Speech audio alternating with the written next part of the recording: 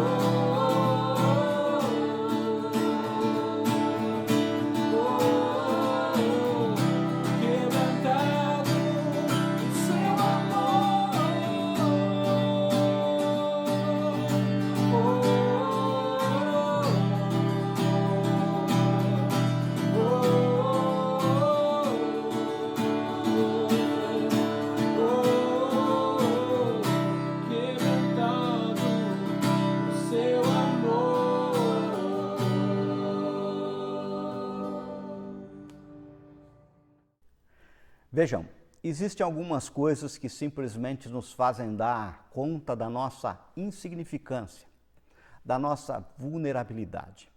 É assim, ó. Você embarca num avião em São Paulo à noite e você sabe que à noite todo gato é pardo. Daí, enquanto o avião começa a taxiar até a cabeceira da pista para decolagem em uma viagem transatlântica, você começa a ouvir as seguintes instruções da comissária de bordo. O comandante Azar e sua tripulação apresentam-lhe as boas-vindas a bordo do Boeing 737-200. Esse é o voo 171 com destino a Bagdá.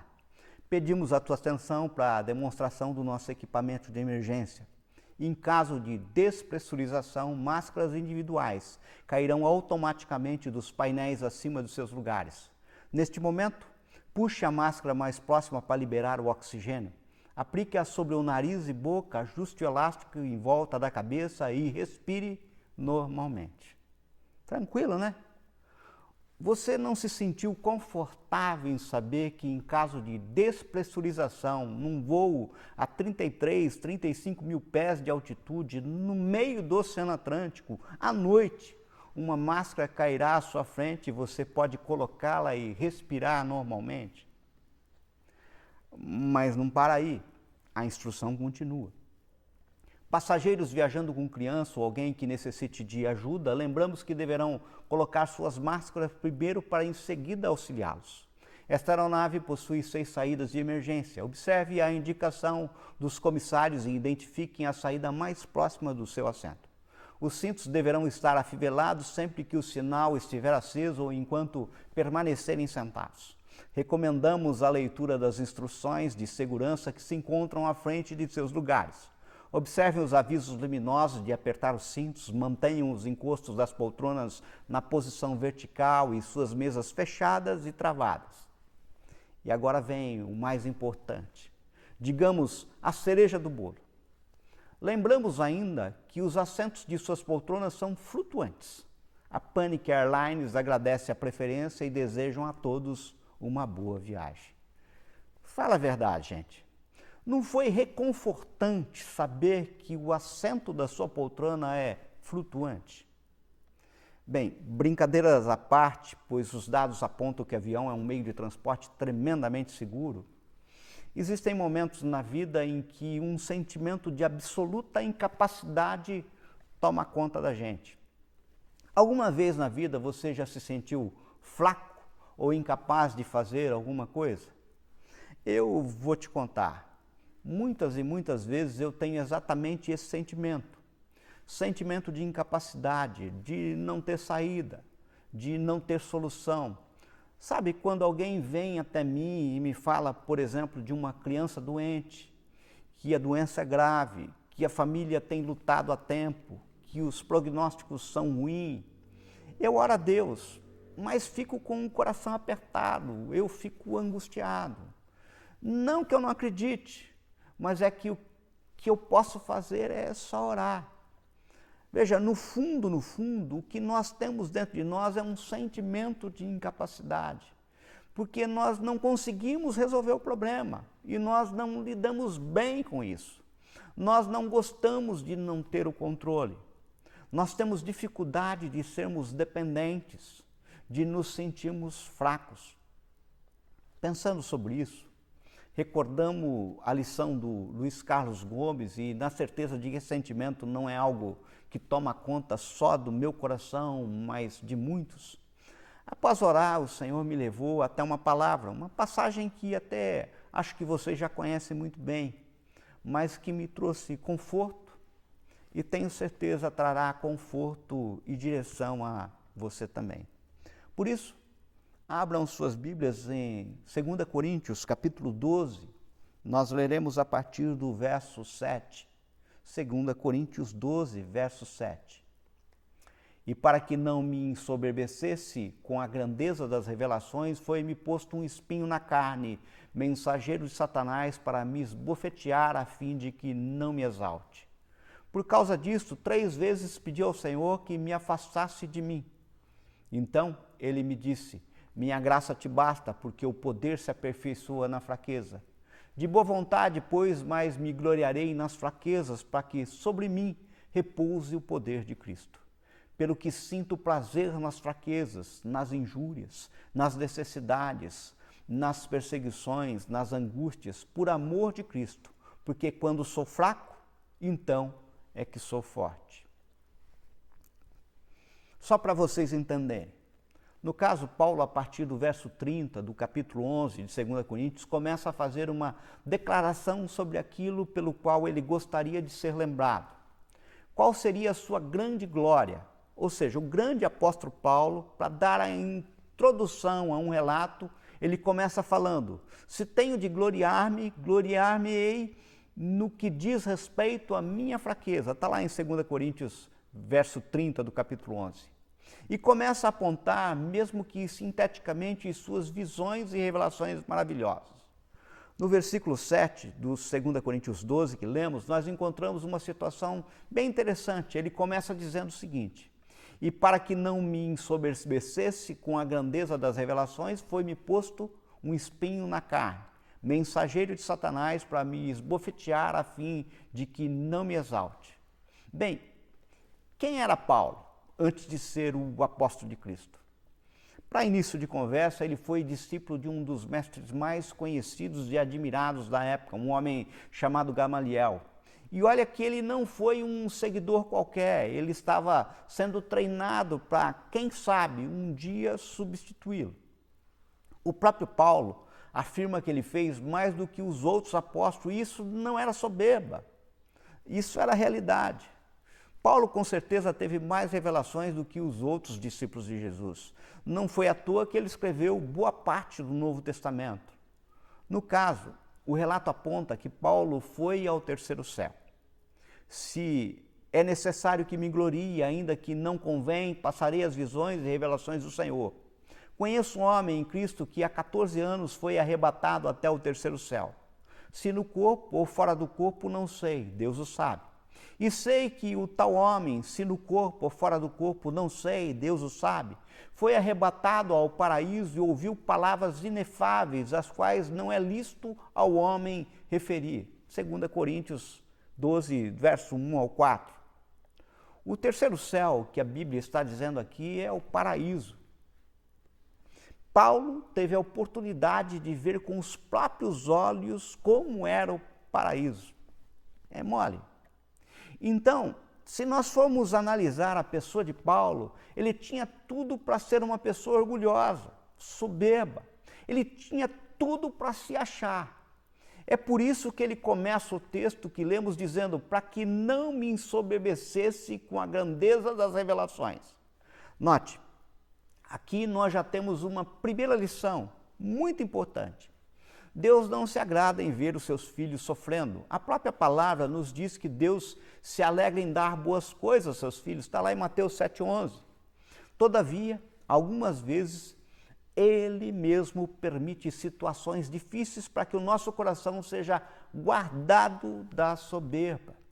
Para que nós possamos nos lembrar quem nós somos, quem Deus é e, principalmente, quem é que tem o controle. Esse sentimento que você tem de incapacidade pode ser Deus trabalhando em você para mostrar quem é você, quem é Ele, e que o controle sempre esteve na mão dele. Vamos seguir. No meio do versículo 7, Paulo fala a respeito de um espinho na carne. Era esse espinho que não deixava ele se ensoberbecer. Todas as vezes em que ele era tentado a se achar, ele olhava para o espinho na carne e se lembrava que ele era só um homem, cheio de limitações e totalmente dependente de Deus. Que espinho era esse? Alguns teólogos dizem que era um problema de saúde que Paulo tinha. Há quem diga que era as constantes perseguições que ele sofria. Nós não sabemos ao certo o que era, mas nós sabemos o propósito pela qual o Senhor permitiu esse espinho, que era guardar o coração de Paulo. Quando chegamos no versículo 8, observamos que Paulo orou 3 vezes a Deus, pedindo para remover esse espinho.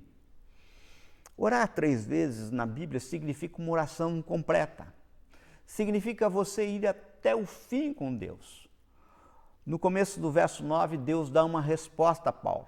Então ele, isso aqui é Deus falando para Paulo, me disse: a minha graça te basta, porque o poder se aperfeiçoa na fraqueza. Você consegue imaginar a situação aqui? Paulo certamente estava sofrendo com um espinho na carne, então ele ora uma vez e nada. Ele ora 2 vezes e nada. Ora 3 vezes, na terceira vez o Senhor responde. O que você acha que Paulo queria? Ele queria que Deus removesse o espinho. E o que foi que o Senhor respondeu? A minha graça te basta. Em outras palavras, Deus não respondeu do jeito que Paulo esperava. E aqui eu tenho uma segunda lição. E a segunda lição é a seguinte: nem sempre Deus vai responder do jeito que nós esperamos.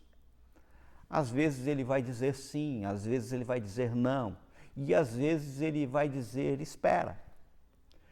Muita coisa na nossa vida o Senhor vai removendo do nosso caminho e outras tantas ele vai nos ajudando a enfrentar. É isso que o Senhor está dizendo para Paulo aqui: a minha graça te basta.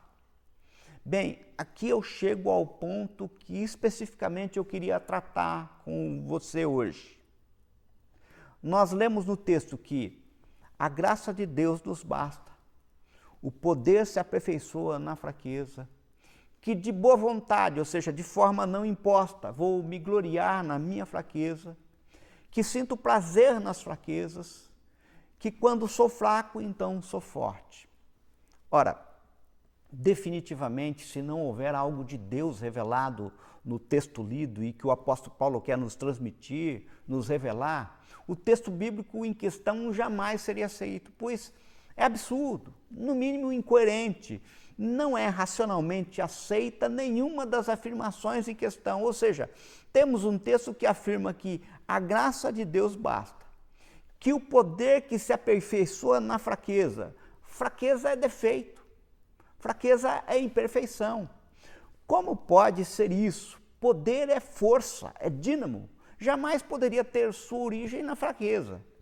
Que de boa vontade, não é algo imposto, eu vou me gloriar na fraqueza e que sinto prazer nela, sentir prazer na fraqueza. Como poderia alguém sentir prazer em algo que sabidamente é fraco? No caso, o normal seria querer esconder a fraqueza, jamais sentir prazer nela.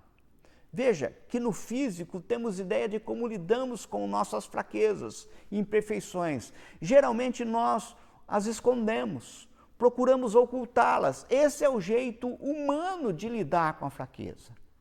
Se tenho problema nos olhos, eu uso óculos escuros. Se me falta cabelo, mudo penteado, uso peruca.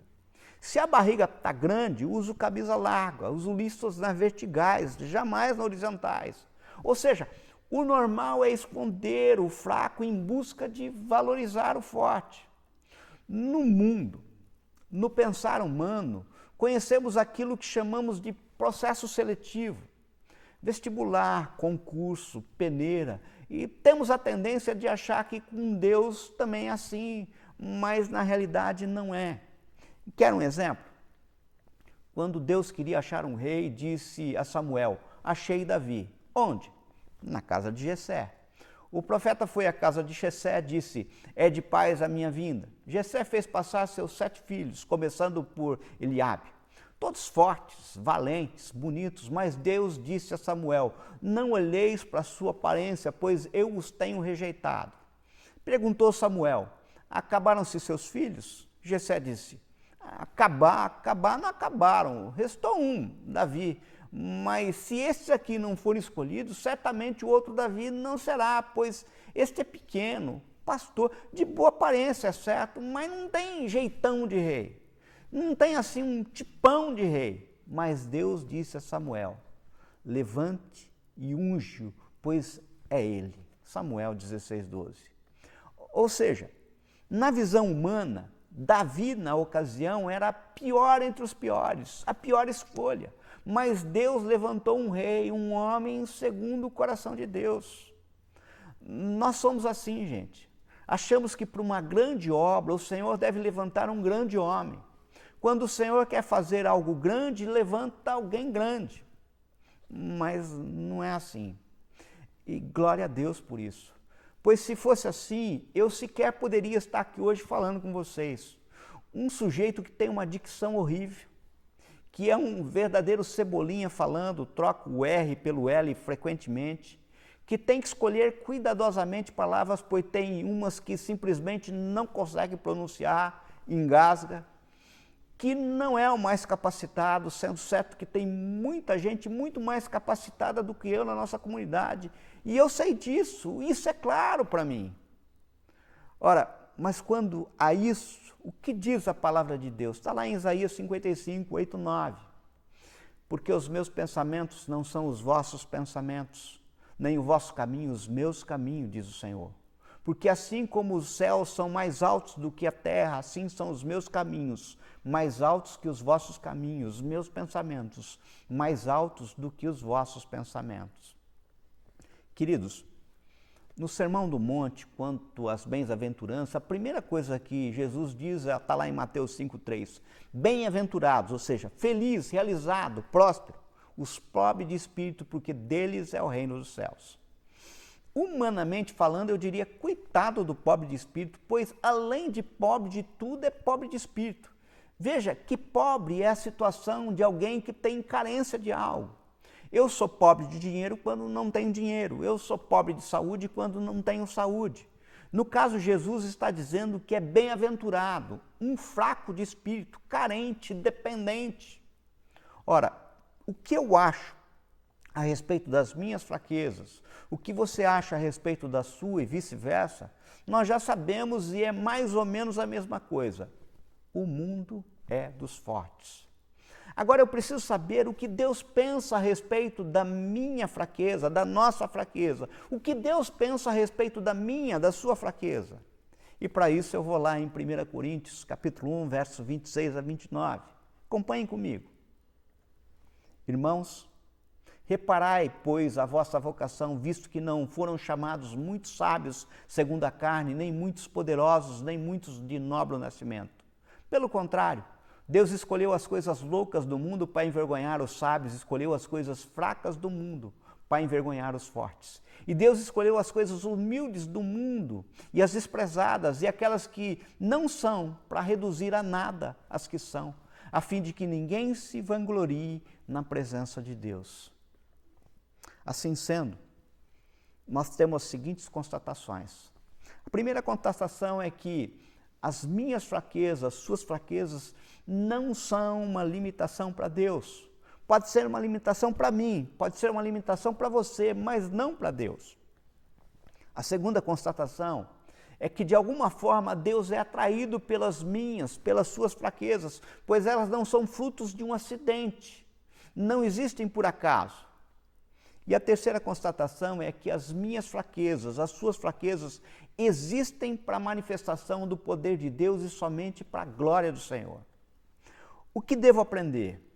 Em primeiro lugar, que as fraquezas em si mesmas não é nenhuma fonte de poder, mas quando reconhecida e admitida e colocada aos pés do Senhor, pode se transformar em fonte de poder e bênção para você e para os outros. Pelo que Deus não tem prazer em minhas fraquezas, mas na dependência e fruto que ela pode dar. Eu aprendo ainda que quando eu não admito minha fraqueza, não confesso, eu autorizo sua perpetuação, sua longevidade na minha vida. É assim, ó. Todos que se achegaram a Jesus admitindo-se fracos, doentes, receberam uma palavra, uma cura, um consolo. Mas todos aqueles que chegaram a Jesus se achando, foram embora doentes. Jesus despediu cheios vazios e vazios cheios. Ora, meu querido, minha querida, ninguém é curado de um mal que não admite ter. Se eu admito que sou bom em determinada coisa, não há o que Deus melhorar. Se eu digo que está tudo bem, então está tudo bem. Se eu digo que a casa está guardada, então a casa está guardada. Daí eu aprendo ainda que devo reconhecer, admitir minhas fraquezas, imperfeições, limitações diante de Jesus. todo aquele que admite sua fraqueza, ou seja, todo aquele que se apresenta como um fraco assumido, logo é transformado por Deus em um fraco extraordinário. Eu aprendo ainda que devo conhecer a Deus e devo conhecer a mim mesmo. Quem é Deus? Aquele que olha para mim e me vê como eu efetivamente sou. Me conhece antes do ventre e depois da cova. Sabe o que falo e por que falo. Sabe o que penso e por que penso. Deus é alguém que eu não consigo enganar. Vem aqui uma observação. Existem pessoas que querem se relacionar com Deus com um Deus que tem olhos, mas não vê, tem boca, mas não fala, tem ouvidos, mas não ouve. Ou seja, um Deus que acredita em tudo quanto eu falo. Com esse tipo de Deus, você pode fazer o que quiser, que não dá em nada. Ou seja, você pode até viver o cristianismo do seu jeito. Mas saiba, existe um jeito certo de viver e se relacionar com o único Deus verdadeiro. Agora, quem sou eu? Apenas humano e devo saber das minhas limitações. Eu não sou nenhum super-homem, eu posso até enganar, mas eu não devo. Amados, vamos dar uma olhada no próprio exemplo de Paulo. Quando pensamos no grande apóstolo Paulo, das cartas, não vemos nele um fraco, mas não podemos esquecer o processo pelo qual passou para se tornar o Paulo que conhecemos e admiramos.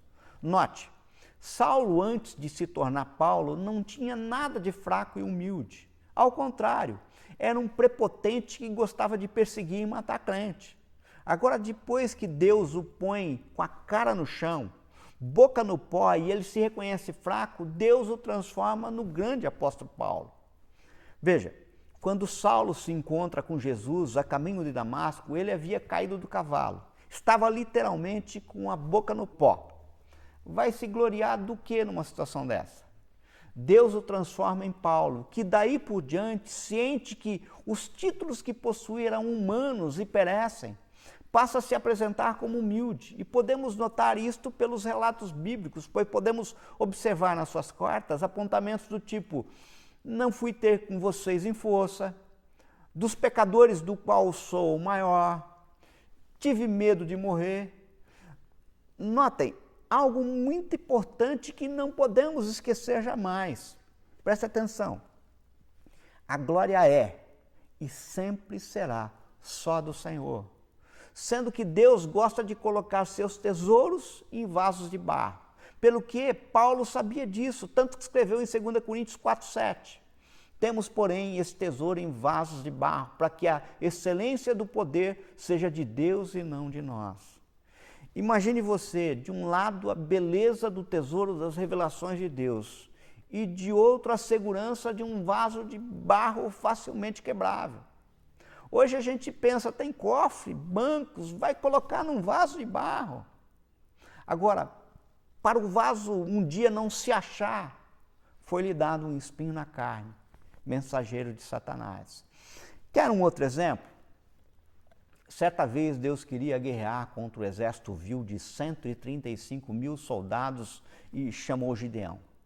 Este Gideão, diz a palavra, conseguiu convocar 32 mil soldados. Isso dá 4 por 1, mais ou menos. Ora, embora fosse grande a diferença, você poderia afirmar que a motivação, o treinamento, amor à causa, um poderia derrotar 4. Deus não gostou da matemática e falou para Gideão dispensar aqueles que estivessem com medo. Foi embora um monte, na realidade a maioria. Deus ainda não gostou e mandou continuar a selecionar. Vocês lembram da história? Mandou despedir aqueles que bebiam água sem atenção. No final, restou apenas 300 contra 135 mil homens treinados para a guerra. Agora, pensa comigo. Se você vencesse uma guerra com 300 contra 135 mil, você se vangloriaria de alguma coisa? Ah, porque nós treinamos. Não, gente, efetivamente não. Deus faz de um jeito que só nos resta dizer glória a Deus.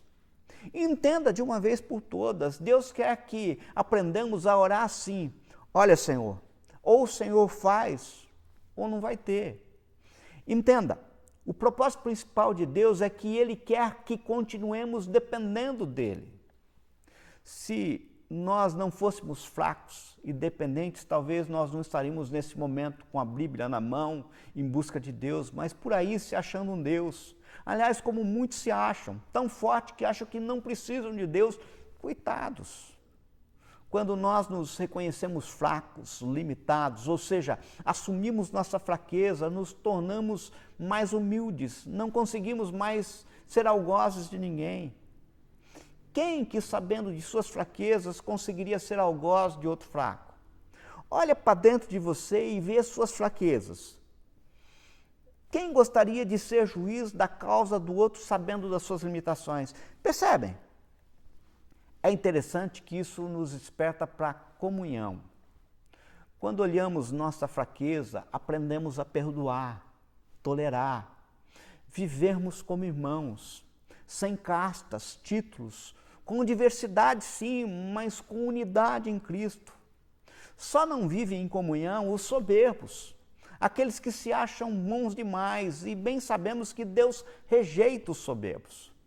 A comunhão nos leva à vida eterna. Vocês se lembram da história da diferença do céu e do inferno? A história dos talheres? Bem, é assim, ó. Havia um homem fiel a Deus, ele desejava saber como era o céu e o inferno. Ele orava para que Deus ouvisse sua oração e o fizesse ver a diferença entre um e outro. Certa noite ele demorou a pegar no sono e orava, mas depois de muito tempo ele caiu em sono profundo. E durante o seu sono ele teve uma revelação. Um anjo vindo da parte do Senhor, chegando-se perto de sua cama, lhe disse: levanta-te, pois assim como pediste, irei te mostrar o céu e o inferno, a diferença entre um e outro, para que tu digas a seu povo. E o homem de pronto se levantou e começou a seguir o anjo. E em meio à sua caminhada, o anjo lhe disse: vamos agora ao inferno. Não diga nada, só lhe fique comigo, perto de mim. Enquanto o anjo lhe falava essas palavras, ele percebeu que estavam entrando em um lugar lindo, com uma mesa muito grande, e sobre essa mesa uma toalha branca, com muitas cadeiras ao seu redor, e sobre a mesa muita comida, iguarias de toda qualidade, e o cheiro da comida era maravilhoso. Só duas coisas lhe chamaram a atenção. Em primeiro lugar, os talheres eram enormes, tinham um cabo comprido com mais de 1 metro de comprimento. E as pessoas eram tristes e abatidas. Com base no que viu, concluiu: já sei, existe toda essa comida, mas eles não podem comer. O anjo lhe disse: não, eles podem comer à vontade. Existe uma única exigência: todos devem segurar na ponta do cabo dos talheres. Mas como? Disse o homem. O anjo disse: espere e verá. Dada a ordem de que todos podiam se servir, o homem viu que as pessoas pegavam nos talheres para se alimentar, mas como eles tinham um cabo muito grande, não conseguiam, e cada tentativa aumentava mais a sua angústia. Em meio aos choros e desespero, os demônios riam e gargalhavam, zombando das pessoas. O homem, com o coração angustiado por não poder fazer nada para ajudar aquelas pessoas, pediu ao anjo para que lhe tirasse daquele lugar. O anjo, virando-se para ele, disse: agora vamos para o céu. De repente, enquanto o anjo falava com ele, ele percebeu que estavam em uma sala absolutamente idêntica à anterior, com uma mesa farta, comida e talheres do mesmo jeito da outra. O homem perguntou ao anjo: nós voltamos para o mesmo lugar? Pensei que o Senhor falou que iríamos para o céu. Então o anjo lhe respondeu: preste atenção. E o homem viu pessoas felizes e contentes com a mesa posta. Mas os talheres eram também muito longos. Pensamos, o homem falou: já sei. A diferença é que aqui eles podem segurar os talheres como bem entenderem. No que o anjo replicou: não, a regra é a mesma. Mas como? Disse o homem. O anjo falou: espere e verá. Dada a ordem de que todos podiam se servir, o homem constatou a diferença. Quem estava sentado na frente servia o outro e alimentava o outro, e assim sucessivamente, todos ficaram fartos e contentes. Repartiam as delícias da mesa em comunhão. O anjo olhou para o homem e disse: você entendeu o que quer dizer essa revelação? A principal diferença entre o céu e o inferno está na comunhão. Eu vou concluir. Paulo disse que quando ele está fraco é que ele está forte. Em outras palavras, o que Paulo estava querendo dizer aqui é que a nossa fraqueza é a oportunidade para Deus manifestar a força dele. E quando nós falamos, Senhor, eu não posso, eu não consigo mais, que Ele vem, assume o controle e diz, deixa comigo, isso te faz forte. Porque já não é mais a sua força, é a força de Deus na sua vida. E Paulo entendeu que esse princípio, e nós precisamos urgentemente entender esse princípio também. Se você vive fazendo as coisas na força do seu braço, uma hora você não vai conseguir mais. Você vai jogar a toalha. Agora, quando nós andamos na força de Deus, não há limites para aquilo que nós podemos experimentar. Por isso, meu querido, minha querida, se você está se sentindo fraco, absolutamente incapacitado, ou se existe um espinho na sua carne, permita que a força do Senhor se manifeste na sua vida. Deixa Jesus assumir o controle da sua vida, da sua casa, da sua família. Deixa Ele assumir o controle do seu casamento, do seu trabalho. Sabe por quê? Porque a graça de Deus te basta. Vamos orar? Pai, quantas vezes nós não vemos saída? Nos sentimos fracos, nos sentimos absolutamente incapacitados. Nós não gostamos de nos sentir assim. Por vezes nos sentimos como a bordo de avião, cruzando um grande oceano à noite, no meio de uma tempestade, absolutamente inseguros e incapazes. Não conseguimos evitar essas tempestades. E quando nos damos conta da nossa fragilidade e incapacidade diante das circunstâncias, nos vem uma angústia. Por isso, do mesmo jeito que o Senhor fez com Paulo, se revela a cada um que ouviu essa mensagem. Mostra-nos a tua graça, pois ela nos basta. É o que te pedimos, em nome de Jesus. Amém? Boa noite, amados. Boa noite, igreja. Tudo bem com vocês? Saudades.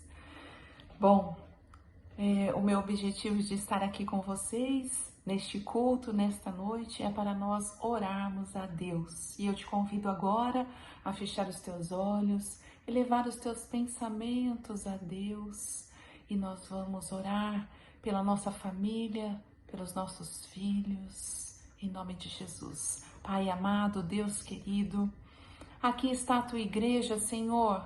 O Senhor conhece cada um, conhece a estrutura de cada um. Sabe tudo ao respeito dos teus filhos, Pai. Neste momento, Senhor, unidos numa só fé, Papai, em nome de Jesus, eu quero colocar a vida de todos os irmãos.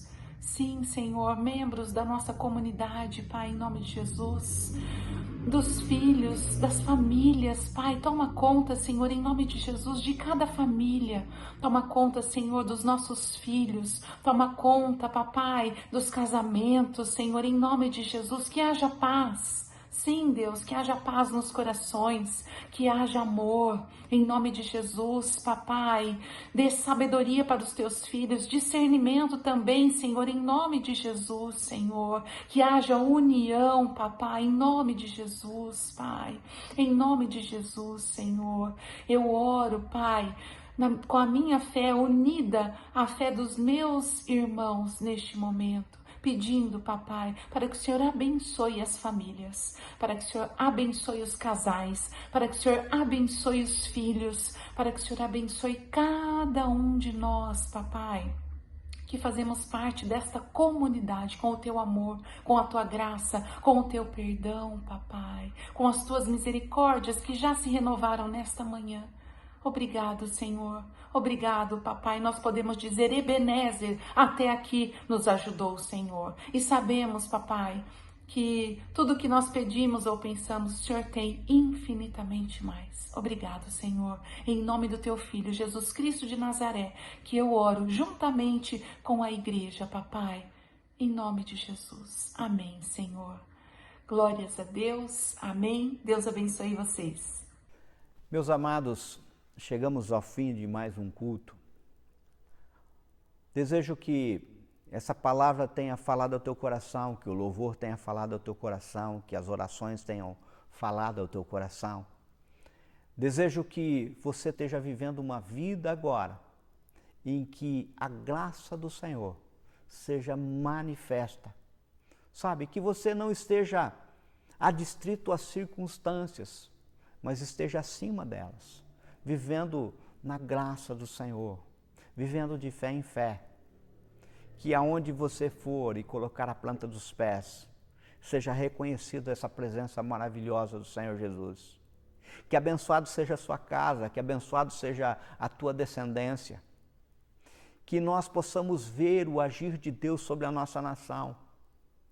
Que nós possamos ser testemunhas de um Deus que age no Congresso Nacional, age na Presidência da República, age nos governos, age no Supremo Tribunal Federal. Um Deus que se manifesta no Brasil, porque o Brasil precisa da misericórdia e graça do Senhor. Que a graça do nosso Senhor Jesus Cristo, o imenso amor de Deus e a consolação do Espírito Santo esteja conosco e com todo Israel de Deus espalhado na face da terra, hoje e todo sempre. Amém e amém e amém. Fique em paz. Tenha uma boa semana. Deus os abençoe.